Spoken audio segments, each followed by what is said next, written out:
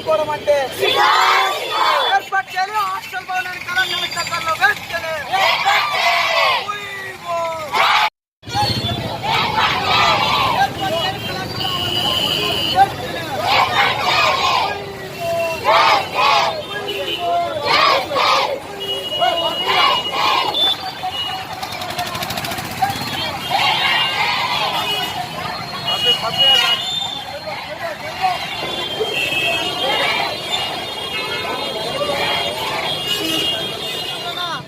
దాదాపుగా గర్ల్స్ కళాశాల విద్యార్థులు 2 కిలోమీటర్లు నడుస్తున్నా కూడా స్థానికంగా విద్యాధికారులు ఈరోజు సీటుకు మాత్రమే పరిమితం అవుతున్నారు.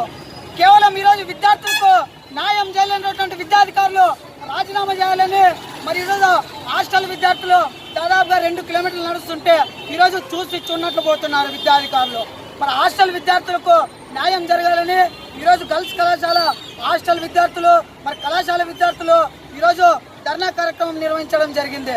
కాబట్టి హాస్టల్ విద్యార్థులకు కళాశాల ఆవరణలోనే హాస్టల్ భవనం ఏర్పాటు చేయాలని డిఎస్ఎఫ్ విద్యార్థి సంఘంగా నేను డిమాండ్ చేస్తున్నాను. నా పేరు ఉదయ్ కుమార్, డిఎస్ఎఫ్ జిల్లా ఉపాధ్యక్షుడు.